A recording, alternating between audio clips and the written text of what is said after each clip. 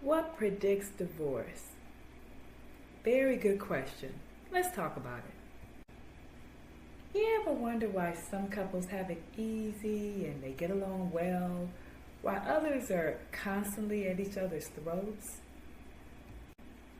Well, based on his research with 40,000 couples, Dr. Gottman spills the tea in his book, What Predicts Divorce?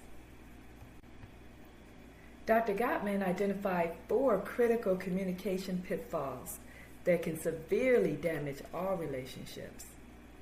No-nos that can turn your love story into a horror flick. Going down the list in no particular order, contempt, aka the I'm better than you attitude.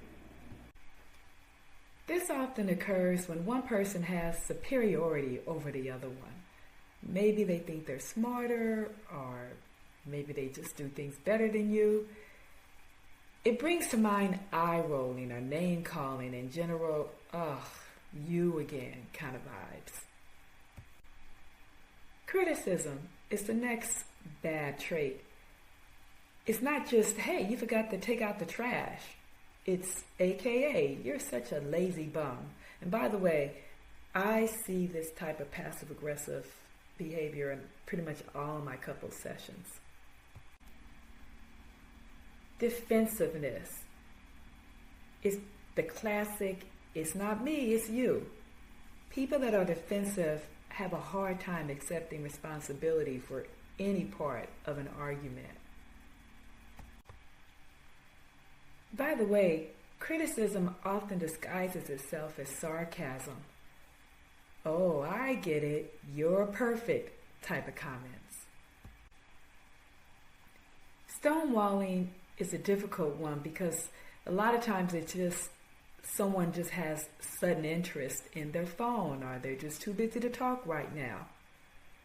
It can easily be mistaken for kind of a passive aggressive, or they're just ignoring me or giving you the cold shoulder. All of those fall within the same category, by the way. Now guys, the important thing to remember here is that of all of the behaviors, contempt is actually the biggest relationship wrecker, by far. Simply put, contempt is like criticism on steroids, because when you speak to someone using that tone, they feel as if you don't even like them. Again, a lot of times this occurs when one person has some type of superiority over the other one. It could even be moral superiority. They feel like they're right and you're just simply wrong, period. And there's no room for negotiation when you're spoken to in this manner. Displaying contempt for someone can make the other person feel unvalued and unloved. For example, cutting someone off when they're in mid-sentence is rude, and particularly when you're arguing. It's one thing when you're just excited and you're passionate about something, but it sets a different tone when you're trying to discuss something that's important and you're just cutting the person off. So why is contempt such a relationship killer? Let's get into that. You know, when you think about it, contempt actually erodes the foundation of support that you get inside of a relationship. Now, instead of the two of you facing challenges together, the partners actually become adversarial, like actual enemies. Couples often say that they feel like they're playing for two different teams. And as if that wasn't bad enough, contempt can often lead to physical problems related to stress mainly. Research has shown that people who receive excessive contempt from others are prone to stress-related illnesses. They can get migraines, they could get increased cardiac problems, all kinds of issues. So let's try the following strategies instead. Instead of getting angry, let's try expressing our feelings in a constructive manner. The good news is you can just simply state your feelings. Tell the other person how you're actually experiencing your issue. Now that you've got their attention, you'll want to make a specific request. What is it that you would like to see happen? Now at this point, you can invite your partner to discuss the issue together with you.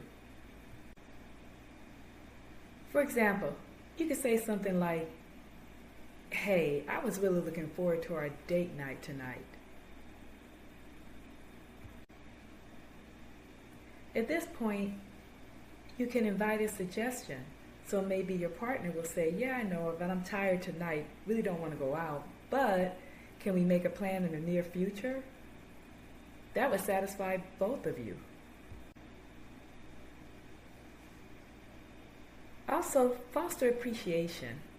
You can say things like, "I love your laugh and sense of humor." Just whatever it is in the moment that you know is going to make them feel good. Always remember, kindness is actually contagious. When you're speaking to your partner, try to let the positives outweigh the negatives. It's not all bad. In fact, guys, the rule of thumb here is a 5-to-1 ratio of good vibes versus bad ones. Remember to list the things that you absolutely adore about each other. You could even make a little game out of it. Always remember, kindness and appreciation will always go a long way towards a happy and healthy relationship. All right, so if you made it this far, I know you're serious about making changes. Get out there and show less contempt and spread more love.